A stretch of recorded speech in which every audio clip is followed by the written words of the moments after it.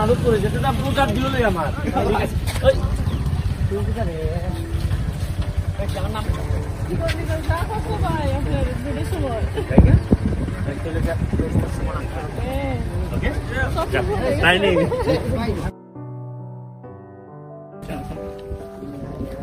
চিনছনি আমারে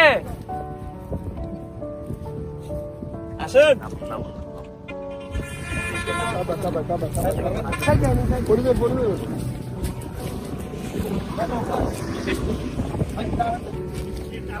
দিদি আসো গো আসো একটা কথা আছে একটা মিষ্টি খাই না ঠিক আছে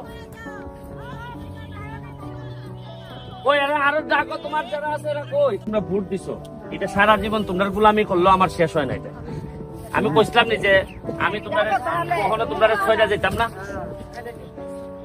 তোমরা খালি এইটা কও যে জীবনে তো বহু এমপি দেখছো কেউ আইছিল তোমাদের এইভাবে মিষ্টি লইয়া আমি হয়তো আগামীবার হয়তো ভোট চাইতে আসবো না আমি হয়তো দাঁড়াইতাম না কিন্তু তোমরা যে ঋণে আমারে ফেলছো দিয়া ভোট আমার কাছে মনে হয় যে বাকি জীবন তোমাদের গোলামি করলো আমার কারণ পুরা এতগুলা বাগানের মানুষ আমারে ভোট দিছে হয়তো অনেকে তোমরা আমারে দেখো নাই কিন্তু তাও আমার নামের উপর কথা শুনে তোমরা ভোট দিছো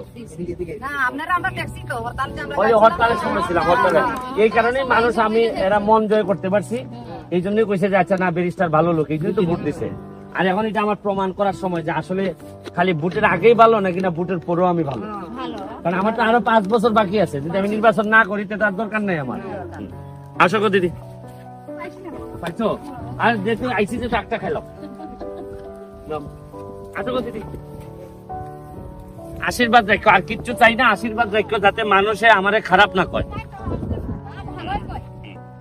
মানুষের টাকা যেন আমি না মারি কথা বুঝছো রে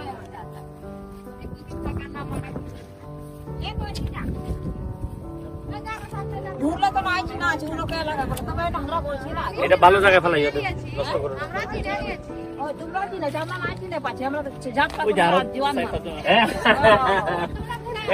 আর কই দিদি কই আয়ো দিদি আচ্ছা শোনো আমার তো আরো কাজ আছে আমি আরো 2 প্যাকেট দিয়ে যাইগা তোমরা একজন কে দায়িত্ব নিবে 500 টাকা দিব যে দায়িত্ব নিয়ে সবাই মিষ্টি খাওয়াবে কেটা খাওয়াবে কও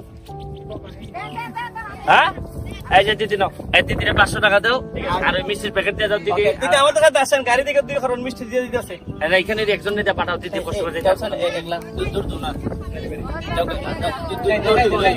ওই এক ছেলে আছে আই না রে তুমি শোনা করে দুইটা দাদা আছে না এ তুমি লজ্জা পাও না দেখো যায় না আমি পাইছি না ও আচ্ছা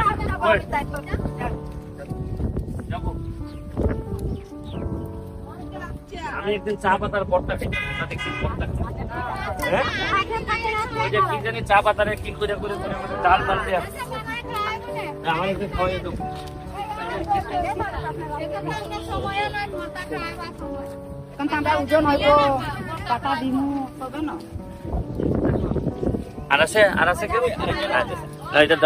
শোনো গো দিদি জায়গা আর একটা জিনিস শুনো খালি মিষ্টির জন্য না তোমরা যদি কোনো সমস্যায় পড়ো অনেকে আছেন নেতারা যায় না গিয়ে আবার উল্টা পাল্টা বুঝায় আমারে যখন নেতারা হয়ে গেলে নেতাদের হয়ে গেলে না না কোনো অসুবিধা নাই এইগুলা ঠিক চলছে সব তোমরা একটা কাজ করবা যদি দেখো তোমরা সমস্যা নেতারা হইতেছে না নেতারা 2 নাম্বারই করতেছে সরাসরি আমার বাসার যে ব্যাগা আমার বাসা সোনারঘাটে আমি প্রতি শুক্রবার শনিবার আমার বাসায় থাকি আমার বাসায় বইলা দেওয়া আছে যে চা বাগানে কোন শ্রমিক ভাই বোন যদি আসে তারে কোনোভাবেই ফেরানো যাবে না অন্য তুমি সবটা যদি ফেরাও কিন্তু চা বাগানের শ্রমিক ভাই বোন গেলে ফেরাবা না কারণ হচ্ছে গিয়ে মানে আপনারা যা করছেন এই নির্বাচনে আমার জন্য মানে আমার বাপ নাই আমার মা দেশে থাকে না এরকম একটা এতিম ছেলেরে আপনারা যেভাবে আপনারা সম্মানিত করছেন এইটার ঋণ আমি মানুষের বাচ্চা হইলে কোনোভাবে দেয়া সম্ভব না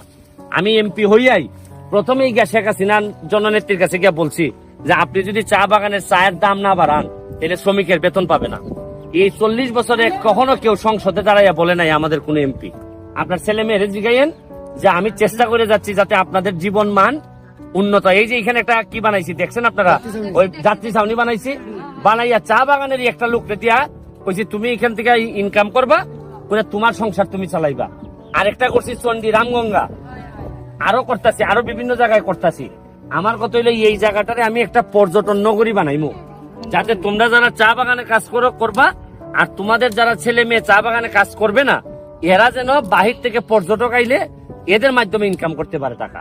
তাইলে হবে কি, শুধু চা বাগানের উপর আর নির্ভর না, তুমি তখন অন্য জায়গা থেকেও তোমার আয় ইনকাম আইব। কথাটা বুঝছো নি? আর কতদিন সারা জীবনই এইভাবে করবা? কেউ তো তোমাদের ভাগ্য উন্নয়ন চায় না, এরা খালি চায় বছরের পর বছর খালি ভুট্টা দিলাও। তুমি আমার 50 বছর, অনেকের বয়স আছে আমার থেকে বেশি, খালি সারা জীবন এরা ভুট্টাই নিয়ে গেছে, কিন্তু দেওয়ার মতো কি দিছে আমার এটা কম। তোমাদের দেখা যায় বেশিরভাগ বাগানে মন্দির নাই, বেশিরভাগ বাগানে আমার কয় নাচ মন্ডল নাই, এরপরে কয় পানি নাই, রাস্তা নাই, ব্রিজ নাই। তাহলে 50 বছরে তো তুমি তাদেরকে স্বর্ণের হার দাও নাই, গয়না দেও নাই, সামান্য মন্দিরটা বানাই দিতে পারো নাই। এরার কত হইলো কি জানো, যে আরে চা বাগানের মানুষ অত করণ লাগবো কেন, বুট তো এরা এমনি দিব। আর এবার চা বাগানের মানুষের দেখাই দিছে বুট কেমনে দেয়, এই জন্য এক ভদ্রলোককে বাড়ি পাঠাইয়া একেবারে ঢাকা পাঠাই দিছে। না গো দিদি, এটা দিয়ে দিও, আর দিদি 500 টাকা নেন, আর দিদি টাকা দাও, সেটাই ধরেন আমার ক্ষমা করবেন। আর আমার যদি কোনো পরামর্শ থাকে সবসময় পরামর্শ দিবেন, ঠিক আছে? ওকে দিদি, গেলাম। আমি সব সময় আসা, এই যে সুর মাঝে তোমার পুকুরটা বানাই দিছি, এই যে ব্রিজটা আমি এমপি হইবার আগে করছি, যে স্কুল বাজার টিলানি কয়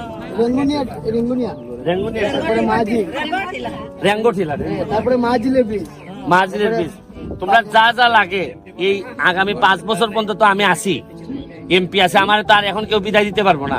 এই 5 বছরে এমন করা দিয়া দিমু যে দেখছো না কেমনে।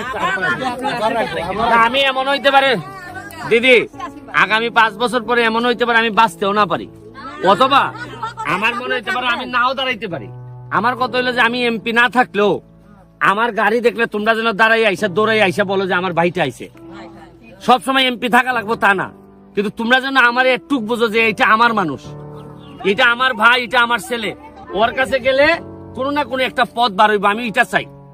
আমি এমপি মানুষ সারা জীবন থাকা যদি তোমরা আমার না ডাকো, তোমরা আমার দেখলে যদি মুখটা ঘুরাই চলে যাও, তো এই এমপি হওয়ার কোনো দাম নাই। ঠিক আছে দিদি, গেলাম।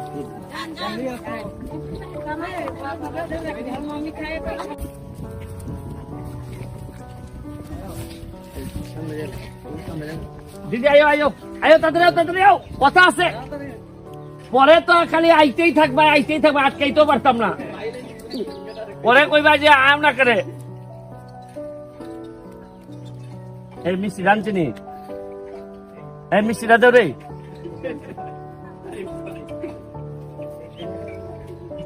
সামনে গিয়ে অসুবিধা এটা বুঝছে না। এই দিদি একজন আসো, মিষ্টিটা খাওয়াই যাই, আসো। আপনাদের জন্য মিষ্টি আনছেন দিদি, চলে আসেন। ওই জায়গায় ছায়ের জায়গা একটু পরে আও রে।